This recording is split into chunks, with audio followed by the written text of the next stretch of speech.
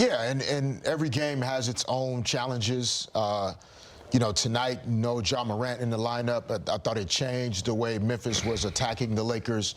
There was more ball movement, multiple guys included in what they had going on.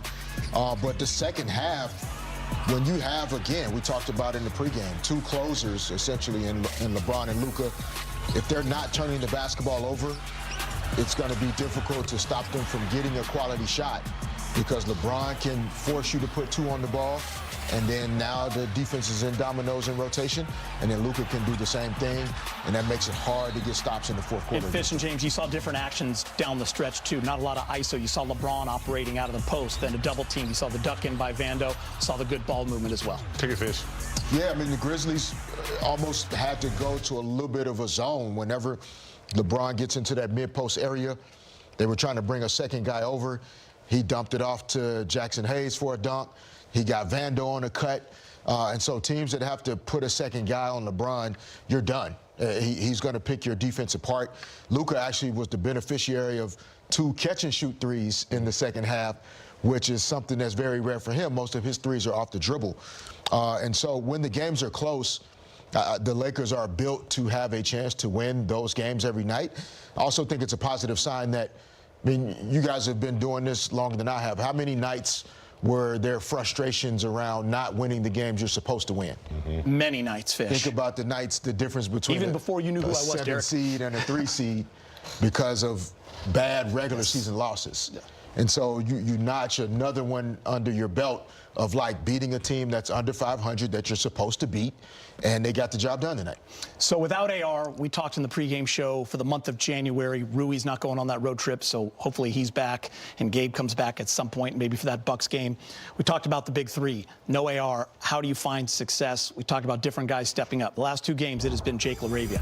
He has been into that starting lineup. We're going to talk Jake in a second, but look at what he has added. 26 points, LeBron 26, Luka 36. On Friday night, they combined for 86 points. Tonight, James, they combined for 88 points. They were fantastic on both ends of the floor, especially down the stretch. I do want to start with LeBron. Another big fourth quarter. He had 10 on Friday night in the fourth, 11 tonight. He also ended up with 10 assists and 7 rebounds. Yeah, and again, the one turnover is very impressive as well for as much as he handled the ball. He's very poised, and he understands that, you know, guys like Vanderbilt, when he breaks down the defense, is going to be looking for a cut. Jake, all those guys, Ayton. So LeBron he's playing smart basketball. He's in shape. He's got his stamina, and he's just taking what the defense gives him. I don't think he's forcing the issue. Like sometimes he'll try to force the issue with the drive or try to do too much. But I think he's just letting the game come to him when he guys just scored a nice spin move right there, and then knocking down big shots. He's just being LeBron. And I think with LeBron as well, like a subtle thing that has happened. I mean, with all the guys out for Memphis, most of their guys were second group guys, but a subtle thing that the Dallas Mavericks did with Dirk Nowitzki 10-11 when they went on their run. He would take his rest in the middle of the quarter. And you're seeing that the Lakers are doing that with LeBron. Right around the 5.5-minute mark. Just quick. He takes maybe 90 seconds, 2 minutes, and then he finishes the quarter. In a lot of those situations, he's playing against second lineup guys, and the Lakers are in the bonus.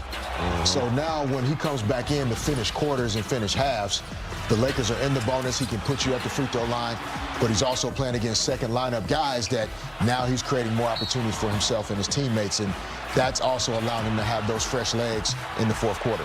Yeah, great point there, Fish, as LeBron ends up with 26 points on 8 of 14, 2 of 7 from 3, also the 7 rebounds and the 10 assists. And big game, I'm glad you brought that up. Just 1 turnover with the high usage, very important. Okay, let's switch to Jake LaRavia. 47 points in 2 games against his former team. He had 26 tonight, also the 5 rebounds and the 4 assists. He's playing that full game, James. We talked in the pregame show, listen, he's going to play hard, he's going to play defense, he's going to rebound. When he adds offense to his game and he's getting more and more confidence, that makes the Lakers tough to beat. Yeah, I mean, look, in the absence of Austin, I mean, Jake has not arrived as an Austin Reeves yet, but he does give you a lot of the same qualities and more with his size, his ability to defend, rebound. He gives you a little bit more in that area. And offensively, Geeter, he's not afraid to knock down the three. He's not afraid to put it on the floor and, create some contact and get to the line. So, yeah, they're missing Austin Reeves, his great stat line, his numbers, his getting to the line. But in his absence, Jake is coming in and providing a threat that they need, and he's doing a pretty good job at it.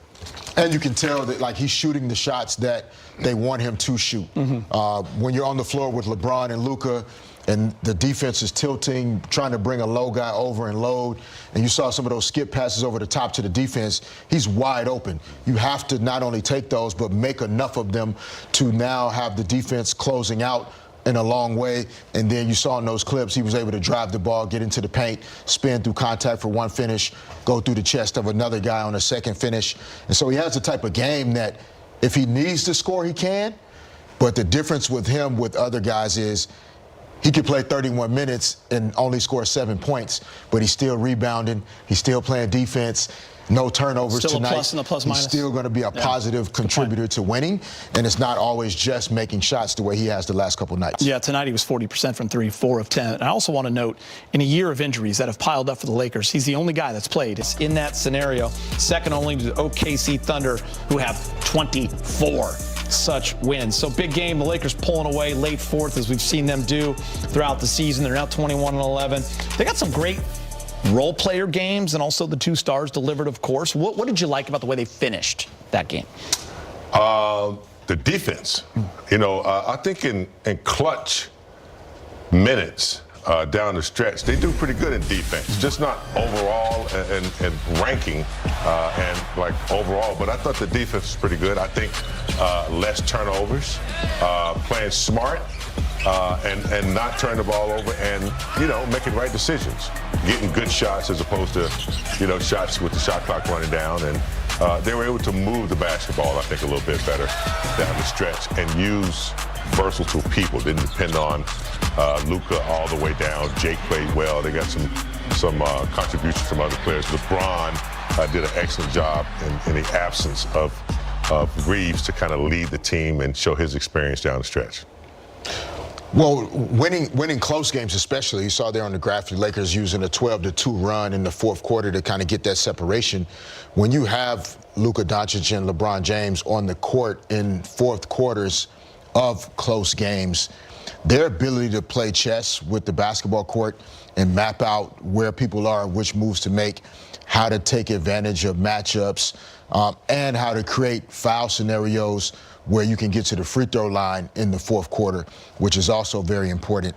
The Lakers will be in good shape if it's close late. The key is it being close late and not the losses we've seen before that have been by double digits or more prior to those games where they've won if it's close down the stretch. So, guys, here comes the hard part.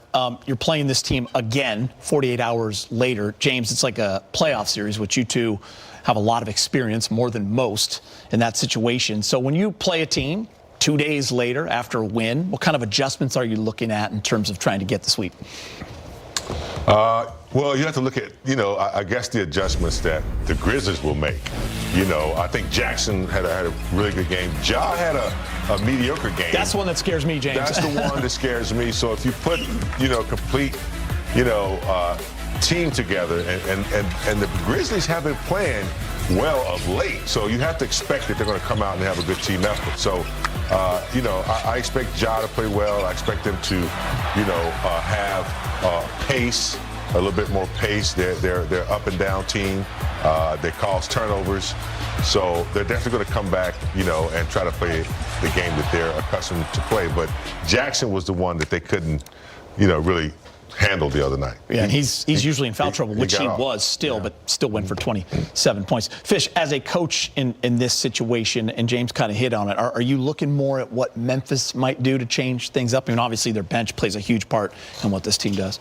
Yeah, I mean, it's very I don't want to say rare. It's happened more in the NBA in recent years with these two-game sets where you're playing the same team, and it's similar to a playoff type of matchup. I think in the regular season, especially still this early, my guess is that Coach Redick and the staff are still just focused on day-to-day habits and winning the day, and not so much major adjustments from the last game to this game, but actually doing the same things just better and at a higher level.